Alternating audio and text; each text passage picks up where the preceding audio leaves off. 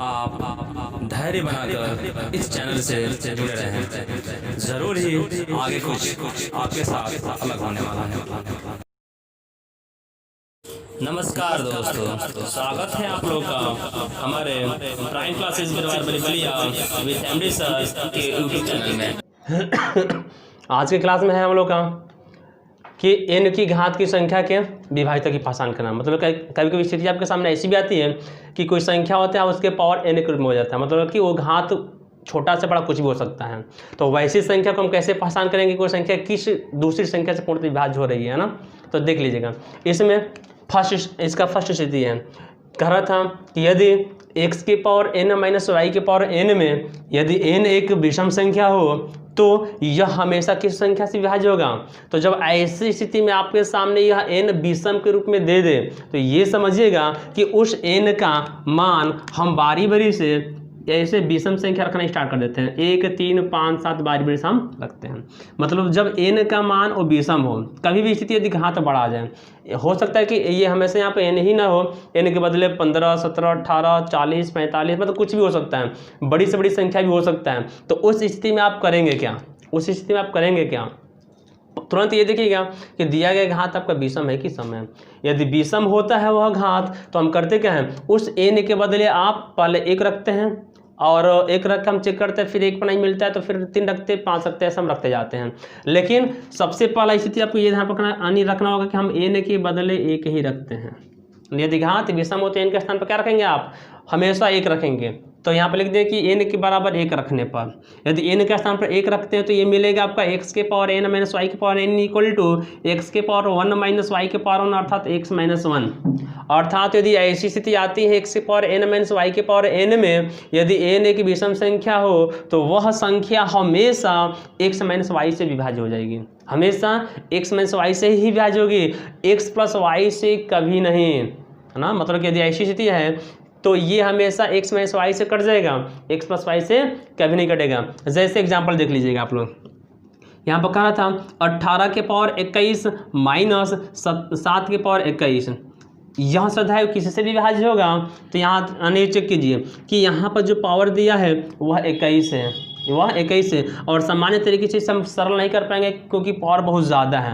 18 के पावर 21 का मतलब क्या हुआ कि 18 में 18 से 21 बार गुणा करेंगे तो गुणा करने पर टाइम ज़्यादा लग जाएगा। तो उससे बचने के लिए आप करेंगे क्या, तुरंत पहचान कीजिएगा कि यहाँ पर दिया गया घात आपका सम है कि विषम है।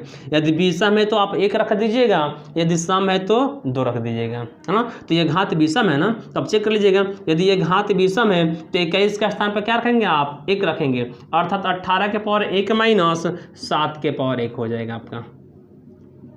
इसे छोटा कर दिया तो जैसे इस घात को पावर को आप विषम के बदले 1 रख दिया, अर्थात 21 के बदले आप 1 रख दिए तो यहाँ से निष्कर्ष मिलेगा 18 माइनस 7, 18 में 7 गया 11, अर्थात यह संख्या हमेशा 11 से कटेगी या 11 के अपवर्तक से कटेगी।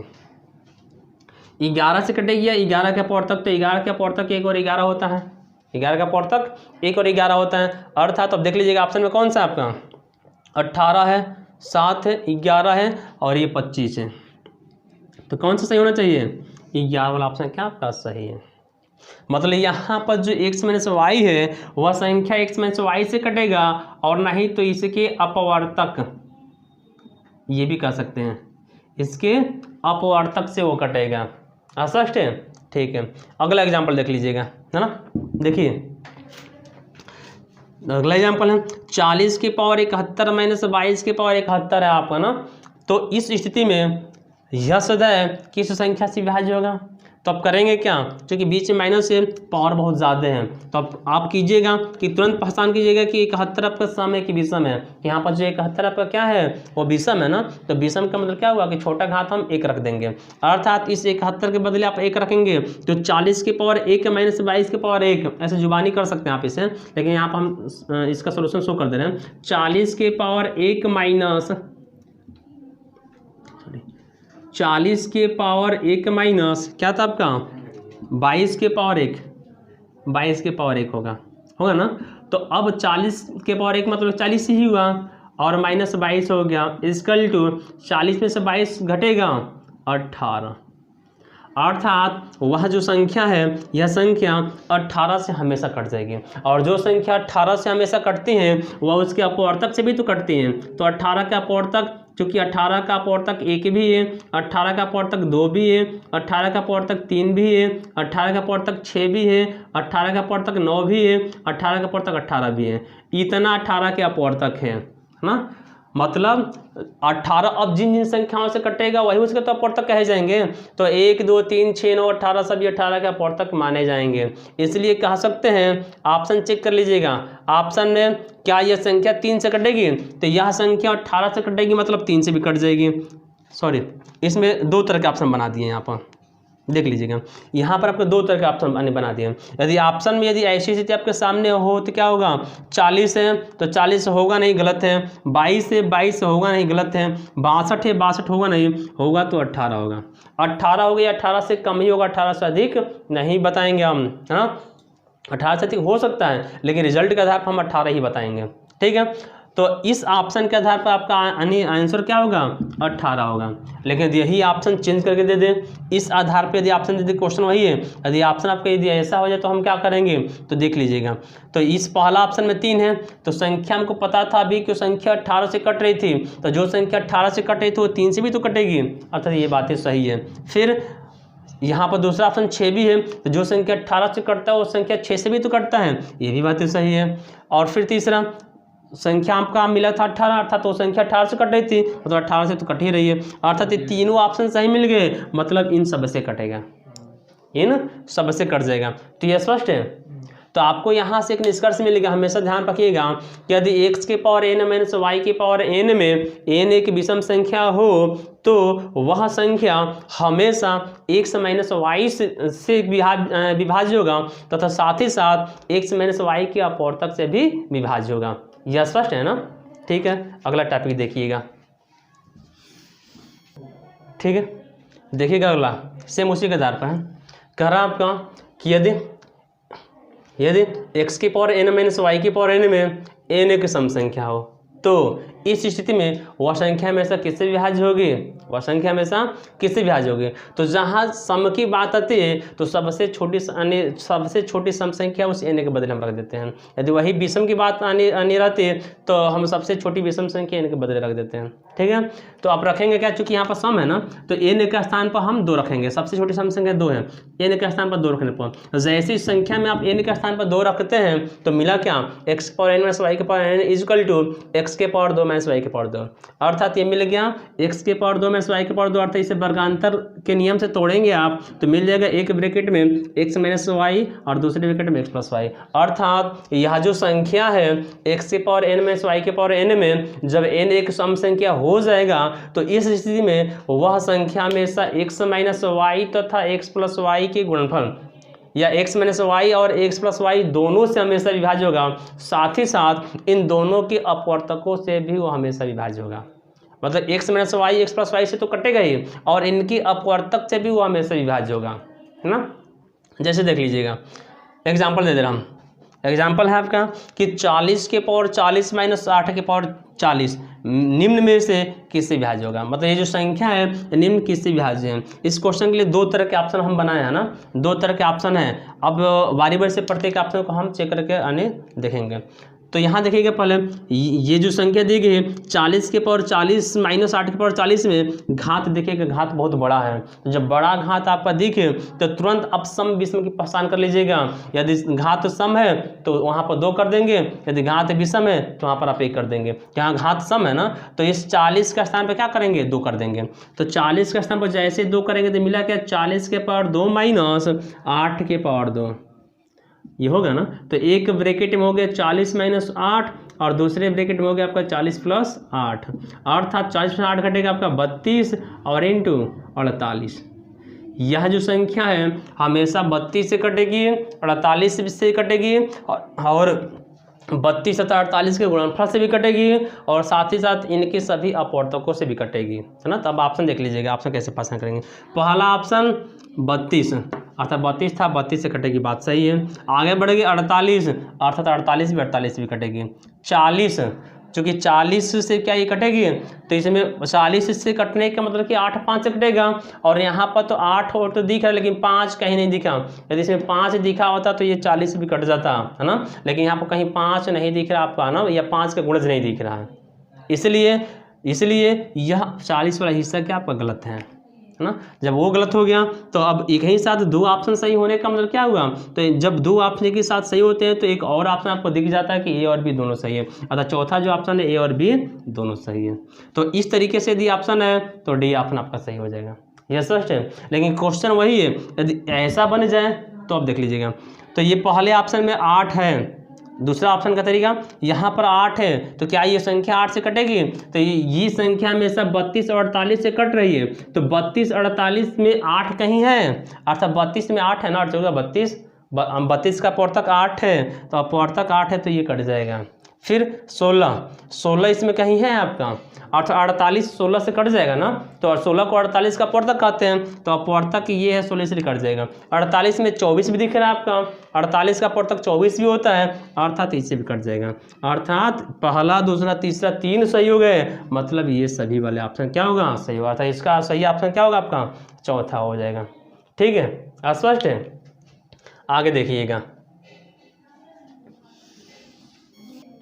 हाँ देखिएगा, अगला है आपका थर्ड पॉइंट है, थर्ड नंबर। इसमें कह रहा था कि यदि x के पावर n प्लस y के पावर n में n एक विषम हो, चूँकि ये पहले वाला ही है, लेकिन वो पहले जो दो नियम हम जाने थे उसमें बीच में माइनस था और बाकी यहाँ पे एक में सम था एक में विषम था, लेकिन अब ये प्लस वाला चलेगा आपका ना। अर्थात x के पावर n प्लस y के पावर n में n एक विषम हो तो वह संख्या में से किसी से विभाज्य होगी। तो देख लीजिएगा, जैसे ही n एक विषम होता है तो हम क्या करते हैं, n के बदले हम हमेशा 1 रखते हैं, अर्थात आप n के स्थान पर 1 रखेंगे। जब विषम दिखा तो n के स्थान पर 1 रखना है, और जब सम दिखा तो n के स्थान पर 2 रखना है। चाहे कैसा भी क्वेश्चन क्यों ना आ जाए, n के स्थान पर 1 या 2 रख के आप आसानी से हल कर सकते हैं, छोटा कर सकते हैं ना। देख लीजिएगा, तो जैसे आप n के स्थान पर 1 रखें तो x के पावर n प्लस y के पावर n इक्वल टू दिख गया आपका कि x के पावर 1 प्लस y के पावर 1, अर्थात x प्लस 1 मतलब x प्लस y। अर्थात हम ये कह सकते हैं कि यदि संख्या x के पावर n प्लस y के पावर n में n एक विषम संख्या होगा तो यह हमेशा x प्लस y से विभाज्य होगा, तथा साथ ही साथ इसका पौर्तक से भी कट जाएगा, और x माइनस y से कभी नहीं। जो संख्या x प्लस y से कट रही है, ये वाली x प्लस y से कट रही है, लेकिन x माइनस y से कभी नहीं कटेगी, हमेशा ध्यान रखिएगा ना। जैसे क्वेश्चन करा था आपका कि 70 के पावर 41 प्लस 12 के पावर 41 निम्न में से किसी से विभाज्य होगा। तो इस क्वेश्चन के लिए भी 2 तरह का हम ऑप्शन बना दिया ना, 2 तरह के ये ऑप्शन आपका दिख रहा है। तो देख लीजिएगा, पहले तरह के ऑप्शन को हम हल करेंगे कि पहले तरह के ऑप्शन में कौन सा ऑप्शन सही होगा। तो इस क्वेश्चन में भी n के मान अर्थात 41 जो आपका समय की विषम है ना। तो जब 41 आपका विषम है तो उस 41 के स्थान पर क्या करेंगे, हम 1 रखेंगे, अर्थात तो 70 के पावर 1 प्लस हो गया 12 के पावर 1, 70 प्लस 12 हो गया आपका 82, अर्थात संख्या 82 से पूर्णतः विभाज्य होगी। और साथ ही साथ 82 का पूर्णतक होगा आपका 1, 82 का पूर्णतक 2, 82 का पूर्णतक आपका 41 और 82 का पूर्णतक 82 के ही 4 पूर्णतक होंगे। मतलब 82 जिन जिन संख्याओं से पूर्णतः कटेगी वे सभी संख्याएं 82 का पूर्णतक कही जाएंगी। तो अब चेक कर लेते हैं ऑप्शन देखिएगा, ये था 82 सही है, अर्थात इसका पहला ऑप्शन है 82, मतलब कि ये वाला हिस्सा क्या होगा, सही होगा। फिर बी पर जाते हैं 58, क्या 58 उधर कहीं है, नहीं है, मतलब कि ये हो गया आपका गलत। क्या 70 वहाँ पर कहीं है, 70 भी नहीं है, इस पौर्तक वाले में गलत हो गया। 12 कहीं है पौर्तक में, नहीं, मतलब ये भी गलत हो गया, अर्थात केवल पहला ही ऑप्शन इसका सही होगा। यह स्पष्ट है। फिर देख लीजिएगा दूसरे तरह का ऑप्शन है। इस ऑप्शन में पहला ऑप्शन 41 है, क्या अपवर्तक वाले में 41 आपका दिखा, तो अर्थात ये बातें सही कह रहा है। क्या अपवर्तक वाले में 82 दिखा आपका, तो अपवर्तक में 82 दिख रहा है ना, अर्थात ये भी बातें सही है। क्या अपवर्तक वाले में 70 दिखा आपका, अपवर्तक वाले में 70 नहीं दिखा, वो गलत है, अर्थात ए और बी 2 तरह के ऑप्शन सही हो। तो अब आप ऐसा ऑप्शन ढूंढिए जिसमें ये दोनों सही हो जाएं, तो ए और बी इस डी वाले ऑप्शन में सही है। अच्छा, चौथा ऑप्शन कर रहा था कि ए और बी दोनों सही है। यह स्पष्ट है। तो देख लीजिएगा, यदि ऐसी स्थिति आपके सामने आएगी तो तुरंत n के स्थान पर एक अन्य अर्थात n सम है तो n के स्थान पर 2 रखिएगा, और n विषम है तो n के स्थान पर आप हमेशा क्या करेंगे, 1 रख देंगे। और वैसा करने से संख्या छोटी हो जाती है और आसानी से हम पहचान कर लेते हैं कि संख्या किन किन संख्याओं से पूर्णतः विभाज्य हो रही है। ठीक है, इसी से संबंधित एक और लास्ट पॉइंट है, वो देख लीजिएगा। लास्ट पॉइंट है आपका चौथा, देखिएगा इसका चौथा कंडीशन है आपका, यदि x के पावर n प्लस y के पावर n में n एक विषम संख्या हो, n एक सम संख्या हो, तो हम क्या करते हैं, जब n एक सम संख्या हो जाएगा तो अब उस स्थिति में हम क्या करेंगे, है ना, उस स्थिति में आप क्या करेंगे देख लीजिएगा। अर्थात जैसे ही n एक सम संख्या होता है तो करते क्या है, n के बदले हम 2 रख लेते हैं, क्योंकि सबसे छोटी सम संख्या क्या होती है आपकी, 2 यानी 2 होती है। तो जैसे ही आप n के स्थान पर आप 2 रखते हैं तो आपको स्थिति मिलेगा x के पावर n प्लस y के power n equal to x के पावर 2 प्लस y के पावर 2, और इसका गुणनखंड करना संभव नहीं है, अर्थात ये वैसे को वैसे रह जाएगा। अर्थात ये संख्या x square plus y square से ही कटेगा, न कि अर्थात यह जो संख्या है ये इसी से कटेगा, न कि x प्लस वाई से और न x माइनस वाई से। अर्थात यदि x के पावर n प्लस वाई के पावर n में n यदि सम संख्या होता है तो वह कभी भी x प्लस वाई से और न ही x प्लस वाई से विभाज्य होगा, मतलब कभी भी इन दोनों संख्याओं से वो नहीं कटेगा। मतलब ये संख्या न तो x प्लस वाई से ही कटेगा और न ही x माइनस वाई से कटेगा। ठीक है, स्पष्ट है ये। जैसे एग्जाम्पल देख लीजिएगा, यदि एग्जाम्पल है x 80 के पावर 40 प्लस 70 के पावर 40 निम्न में से किसी से विभाज्य है, तो चूंकि अब यहाँ पर आप घात देख रहे हैं तो यानी कितना आपका ऐसा सम संख्या है ना, 40 है ना जो सम है, जब 40 है तो इसके बदले आप क्या यानी करेंगे, इसके बदले आप 2 रखेंगे, तो 40 के बदले 2 रखेंगे तो हो जाएगा 80 के पावर 2 प्लस 70 के पावर 2 है ना, 70 के पावर 2 होगा, ऐसे आपका हो जाएगा, है ना। तो इस कंडीशन में देख लीजिएगा, यदि इसको सरल करेंगे, इसका खंड करना संभव नहीं है, इसका खंड करना आपका संभव नहीं है। यदि इसको सरल करेंगे तो 80 के पावर 2 का मतलब होता है 6400 और ये हो जाएगा 4900, अर्थात बड़ी संख्या हो जाएगी। जो इसमें अब ऑप्शन देख लेंगे, ऑप्शन जो भी बनेगा ये x plus y x minus y पर ही बनेगा, और वैसे आप करेंगे तो बहुत लंबी संख्या हो जाएगी, बहुत बड़ी संख्या हो जाएगी ना, तो थोड़ा दिक्कत होगा। तो देख लीजिएगा अब ऑप्शन है कि ये संख्या 80 से कटेगा, तो 80 से कभी नहीं कटेगा, क्योंकि ये हमेशा ध्यान रखना है कि न तो x से कटता है, ना तो y से कटता है, और ना तो x प्लस वाई से ही कटता है, और ना ही x माइनस वाई से कटता है। अर्थात 80 है तो 80 से नहीं कटेगा, 70 है तो 70 से नहीं कटेगा, 150 का मतलब कि 80 प्लस 70 अर्थात दोनों का योगफल से, ये दोनों के योगफल से कभी कटता ही नहीं है, अर्थात ये सभी गलत हो गया, मतलब नॉन वाला ऑप्शन ही सही होगा ना। तो ये था आपका चौथा स्थिति, और ये n के रूप में यदि ऐसे यानी क्वेश्चन यदि बन जाए तो तुरंत उस घातों को आप छोटा करके 1 या 2 में चेंज कर सकते हैं। ठीक है, स्पष्ट है। तो आज के क्लास में हम इतना ही रहने दे रहे हैं। ठीक है, जय हिंद, जय भारत।